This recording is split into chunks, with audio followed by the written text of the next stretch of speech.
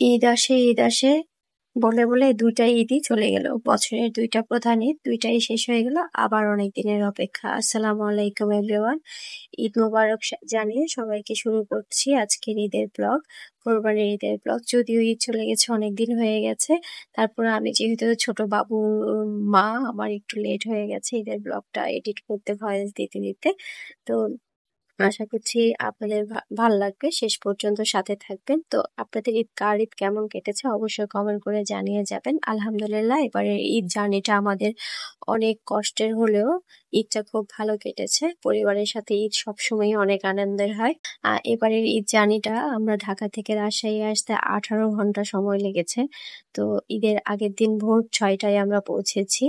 তো বাসায় ঈদের একদিন আগে পৌঁছেছি, এটাই আলহামদুলিল্লাহ যে অনেকক্ষণ সময় লাগলেও সুস্থভাবে বাসায় আসতে পেরেছি। আমরা এত জার্নি করি কিন্তু কখনো কোনো জার্নিতে আমাদের এত সময় কখনো লাগেনি, যে ঢাকা থেকে রাজশাহী আসতে যেখানে 6 ঘন্টা বা 7 ঘন্টা লাগে সেখানে 18 ঘন্টা লেগেছিল। তো যাই হোক, ঈদের আগের দিন আমাদের গরু কেনা হয়েছিল বিকালের দিকে। তো গরুটা বাসায় আনার পরে প্রচন্ড অস্থির ছিল, এত বেশি অস্থির ছিল যে মনে হচ্ছিল সে গেট খুলে দিলেই সে দৌড় দিবে। মনে হয় সে তার যে মালিক ছিল তাকে হয়তো মিস করছিল কিনা তো জানি না। আর এতই রাগী ছিল যে সামনে যেই যাচ্ছে তাকে দেখলেই সে ঢুস দিতে চাচ্ছে। তো এই জন্য আমরা খুব চিন্তিত ছিলাম যে পরদিন সকাল পর্যন্ত এই গরুকে কিভাবে রাখা হবে। সে বসছে না, খাচ্ছে না কিছু, প্রচন্ড অস্থির ছিল। তো যাই হোক, ঈদের দিন সকালের দিকে কিন্তু সে একদম শান্ত হয়ে গেছে। যতটা অস্থির ছিল আগের দিন, পরদিন সকালে সে এতটা শান্ত হয়ে গেছে যে তাকে আসলে জবাই করতে তেমন একটা কষ্ট করতে হয়নি। ঈদের আগের দিন সন্ধ্যার ভিডিও ফালুদা রান্না করেছিলাম, আর আমার বাবুরা খাওয়ার জন্য অস্থির করছিল যে ওরা জেলি খাবে। তা ঈদের দিন সকালের ভিডিও এটা।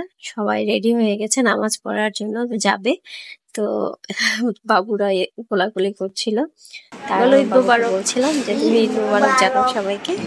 এই তো আমার শ্বশুর আর আমার হাজবেন্ড, ভাসুর সবাই নামাজ পড়তে চলে গেছে। যেহেতু কোরবানির ঈদে নামাজে যাওয়ার আগে খাওয়ার একটা মানে কেউ খেয়ে যায় না, তাই রান্নার তেমন একটা তাড়াহুড়া থাকে না। এসেই ওরা সাধারণত গরু জবাইয়ের পরে খাওয়া দাওয়া করে সবাই, তো এই জন্য রান্নার খুব একটা তাড়া নাই। তো আমি ফাঁকে ওরা নামাজ পড়তে যাওয়ার পরে আমি গোসল টোসল করে রেডি হয়ে গেছি একদম ঘরোয়া। তারপরে যে রান্নাঘরে চলে আসলাম, আমার যা লুচি বানিয়ে দিচ্ছিল আর আমি ভাজছিলাম। বরাবরের মতোই আমাদের আসলে ঈদের দিন দেখা যায় যে লুচি দিয়ে মাংস দিয়ে খাওয়া হয়, আর সাদা ভাতের সাথে গরুর মাংসটা খাওয়া হয়।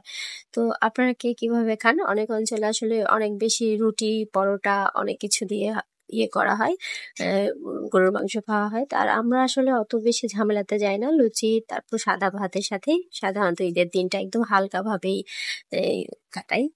আর ঈদের পরের দিন দেখা যায় যে অন্যান্য আয়োজনগুলো করা হয়।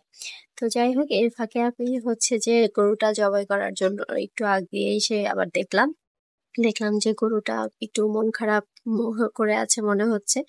তো এই তো গরুটাকে জবাই করবে প্রিপারেশন নিচ্ছিল, তাই পরের ভিডিও গুলা করলাম না, যেহেতু কাটাকাটির ভিডিও ফেসবুকে দেওয়া যাবে না।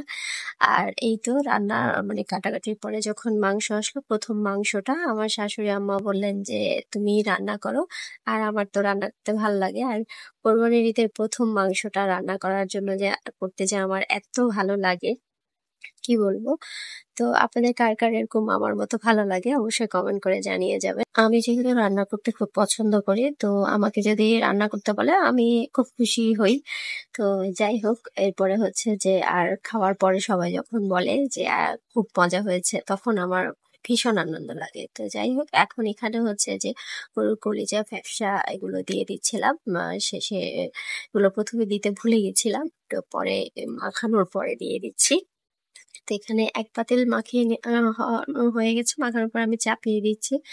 তো আমার শাশুড়ি আম্মা সবসময় উনি রান্না করেন।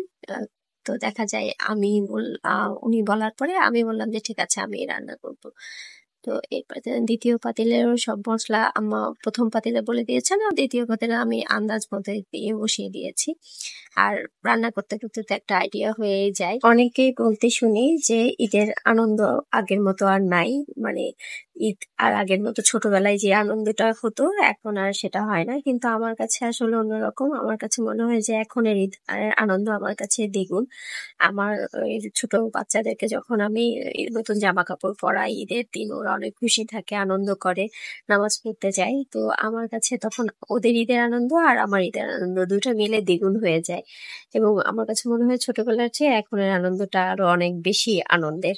তো যাই হোক, কোরবানির ঈদের দিনের যেহেতু অনেক বেশি ব্যস্ততা, খুব বেশি আর ভিডিও করা হয়নি, অনেক বেশি ব্যস্ত ছিলাম, ক্লান্তও ছিলাম, একটু একটু ভিডিও করেছি, সেটাই আপনাদের সাথে শেয়ার করলাম। আর এই তো এখানে ভুড়ি হচ্ছে যে হলুদ দিয়ে সিদ্ধ করতে বসিয়ে দিয়েছি।